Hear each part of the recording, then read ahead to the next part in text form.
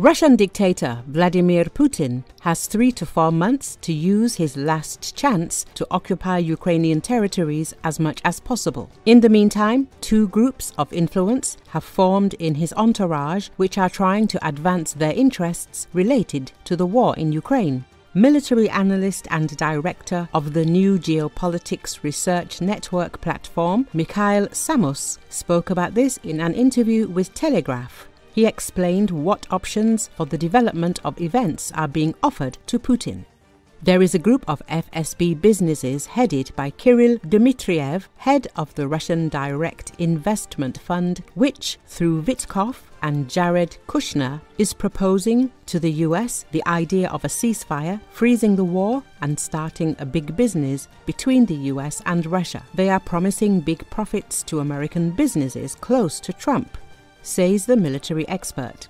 In his opinion, this will be billions of dollars from the sale of Russian gas to Europe under the American label diamond mining in Yakutia, Arctic projects, etc. All this is huge money for specific people, and there are people in Russia who would like to go down this path. This is, first of all, big business, Putin's oligarchy, which lost a lot from the war, and they would like to return to this money that can be earned on Russian resources, explains the director of the new Geopolitics Research Network. According to him, there is another group that now has a dominant position. This is the old guard, Patrushev, Kirienko, Vino, Chemezov, who are doing business on the war.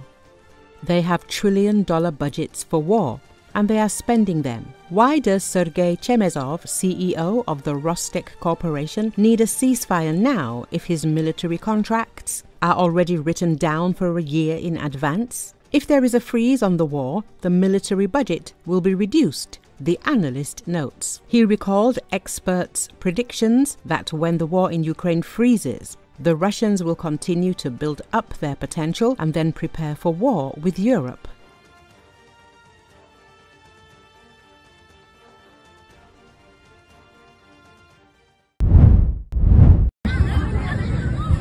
A police helicopter Bell 212 crashed in Prachwap Kiri Khan, Thailand on Thursday. 3 crew members were killed during the crash, while 1 person managed to parachute to safety. According to eyewitness reports, the crash occurred around 1 p.m. The crash took place at Nong Kok village in Tambon Ao Noi of Muang. The helicopter was engulfed in flames. Firefighters and rescue workers were brought to the scene of the incident. The 3 killed officers were identified as Police Major Prachuang Chulet, pilot, Police Captain Songpol Bunchai, pilot, and Police Lieutenant Thinakrit Suwanoi, mechanic.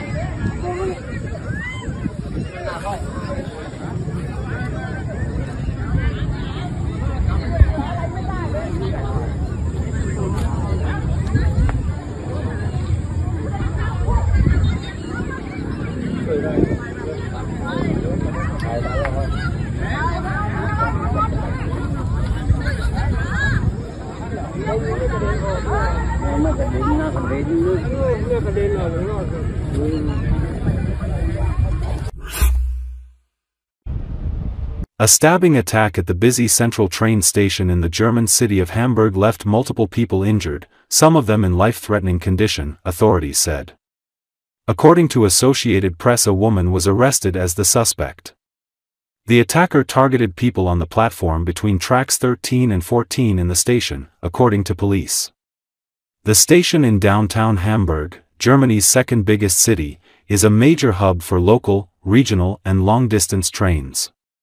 Police said on social platform X that there were no valid figures yet, but that several people had life-threatening injuries. Police said a 39-year-old woman was arrested and she is believed to have acted alone. There was no immediate information on a possible motive.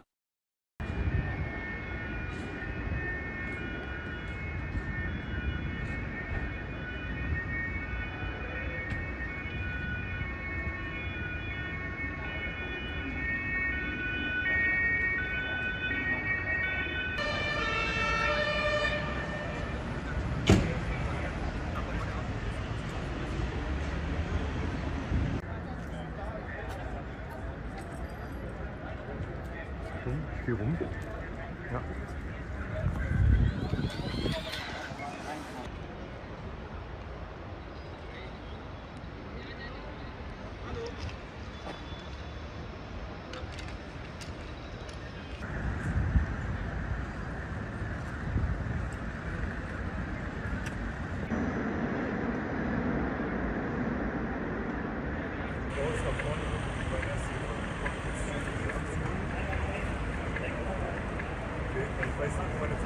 Die Feuerwehr wurde hier zum Großeinsatz zum Hauptbahnhof gerufen. Hier gab es mehrere Verletzte, Schwerverletzte, lebensbedrohlich Verletzte nach einer Messerstecherei.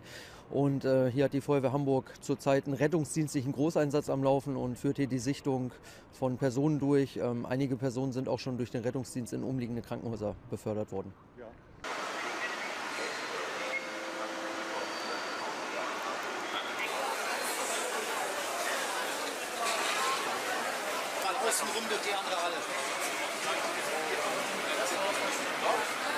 Ja, es gibt zum jetzigen Zeitpunkt 12 verletzte Personen nach einer Messerstecherei oder mit Stichverletzungen hier vor Ort. Diese Personen drei Personen davon sind lebensbedrohlich verletzt, mit lebensbedrohlichen Stichverletzungen. 3 Personen sind schwer verletzt und 6 leicht verletzte Personen. Zurzeit läuft noch eine weitere Sichtung, auch von Betroffenen, die hier unter dem Eindruck des Geschehens stehen.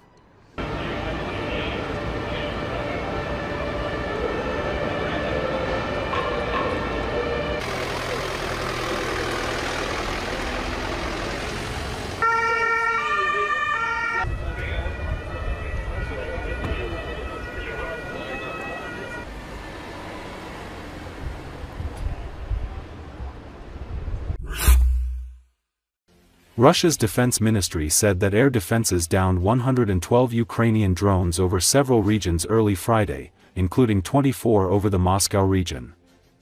According to Associated Press, Russian Kursk region came under attack Thursday, injuring one senior local official. According to local authorities, Nikolai Volobyev, the head of Belovsky district in the Kursk region, was wounded in a drone attack on his car. He suffered a mine blast injury and fractures to his pelvis and arm. He was later transported to Moscow for medical treatment. Russian state media and government bodies have started actively publishing visual materials from affected areas. Russian President Vladimir Putin said on Thursday that Russian forces would create a security buffer zone along the border of Russia and Ukraine. In a Thursday government meeting, Putin said that Russian troops were already carrying out orders to create the buffer zone. Putin accused the Ukrainian military of firing on targets with no military significance and said that a buffer zone would provide extra support to residents in border areas, including the Kursk region, where Ukrainian troops launched a surprise incursion in August 2024.